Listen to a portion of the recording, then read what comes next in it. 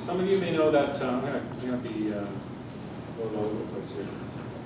Cheaper Show reminds me of the fact that W2 has become experts at space use, space design, adapting in these neoliberal times to economic scarcity. How do we build community infrastructure? How do we create a creative city, an inclusive one, when we actually have no money?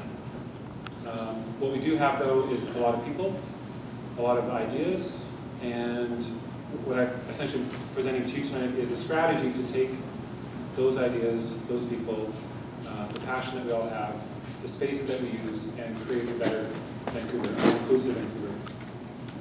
So this starts with the Woodward's demise and the Downtown Eastside residents' aspirations for economic development that's inclusive of Downtown Eastside residents.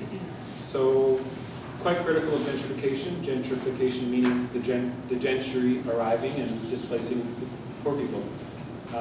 So when you hear Downtown Eastside residents and activists critiquing the gentrification, they're not critiquing change. Some people drive by Hastings in their cars and shout out, "Why don't you get a job?" There's systemic barriers to the poverty in our neighborhood, and I would argue that one of the most fundamental ones is that our neighborhood, different than most neighborhoods in the city, have very little control of our destiny. It's managed by agencies, it's managed by the city, it's managed by planning departments, and it's not managed by residents. And frankly, if I lived in Marpole or South Bend or Lynn Valley or Richmond, I would want to impact my neighborhood. I would want to impact the economic development of the neighborhood. But in our neighborhood, that's done by other people. It's not done by residents. And so we've seen a little effort lately to create a local area planning committee. And that's a really awesome move by the city. Unfortunately, they kind of cut Chinatown out of it and put some towers there and said, okay, we'll build the towers quickly and then we'll plan the rest of the downtown side. But partial victory after many years of arguing that we should have local control over the planning process and at least effective advising capacity.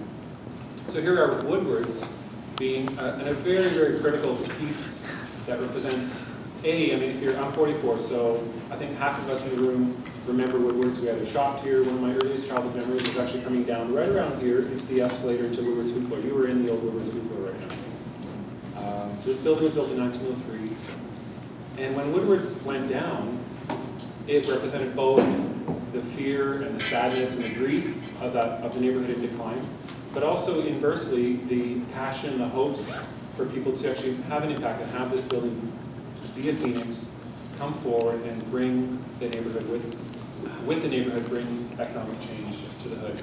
Now, as these mega projects go, a $420 million development, it became a power broker, a power deal between provincial government, the city, different developers.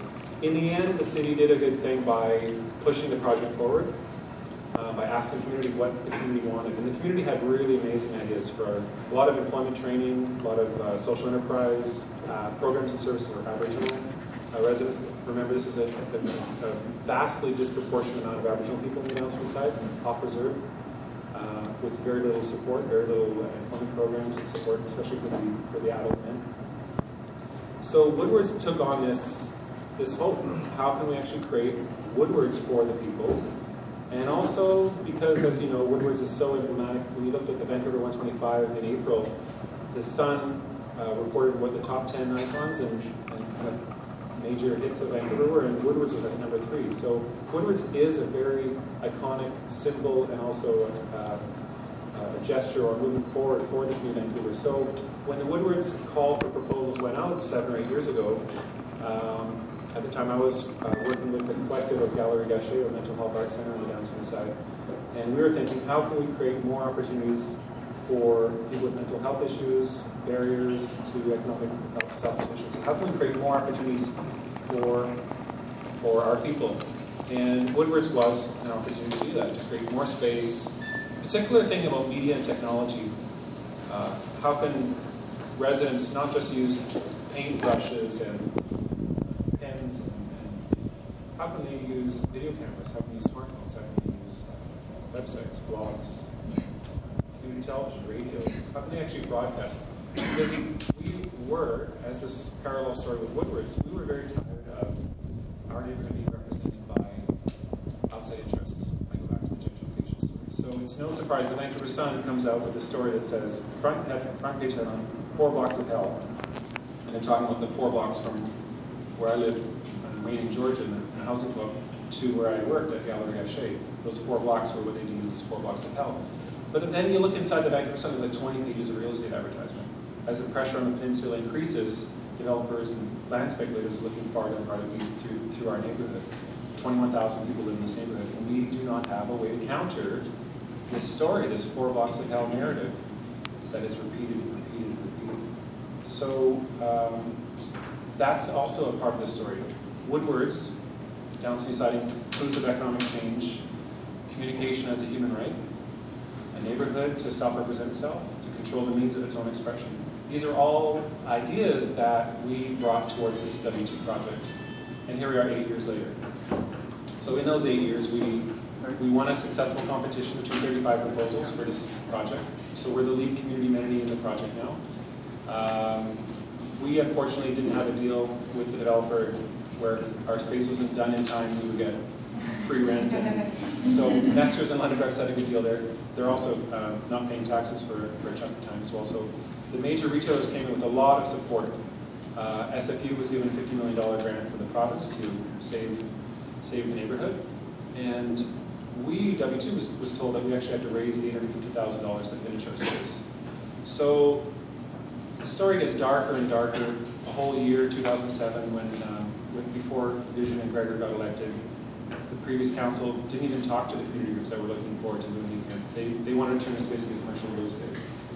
Fortunately, Gregor was really got what W2 represented. He was a real ambassador for us quite early, and that's a good thing, because we wouldn't be here without that kind of high-level intervention and the change in the council. By Cope and Vision, we both embraced community groups being in this Woodward story, that the Woodward story would reinforce all the skeptics, would reinforce all the alienation that residents feel about the gentrification. And if we actually create spaces where low-income residents can have programs and services and opportunities for employment and economic development and self-expression and celebrating working-class culture, remember this is a historic working-class neighborhood, that Woodward's could be a positive thing. Now, what we're seeing though, unfortunately, is we're seeing so much rapid change, so much exclusion from residents, that unfortunately now Woodward's, and in some cases W2, is seen as a part of the problem. It's seen as this gentrification steamroller. And people who say that Woodward's represents this mixed community, they only have to actually look at the fact that the condo towers have separate entrances than the low-income housing. So the potential for the mixed community, Nesters was meant to be a Bilo Foods, the bottom end of the Jimmy Pattison chain, but it's actually got a Nesters, which is a mid-market pricing. So in these gestures become important for poor people who, again, come into the complex here and see 5 different security guard companies managing 5 different pieces of private property. I lay that groundwork because I'm letting you know that the way we do the work has major, major barriers to our success.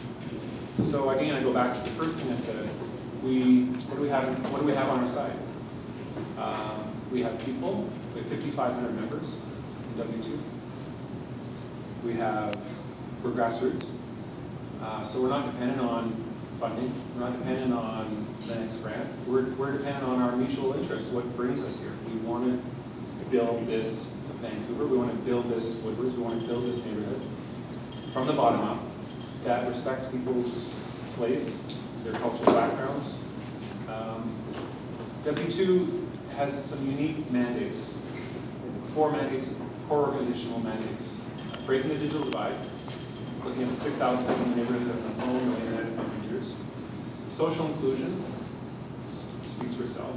Cross-cultural dialogue, that we feel the European way that Vancouver was built, the exclusion through Chinese head tax, the internment camps, Aboriginal people didn't have the right to vote until recently.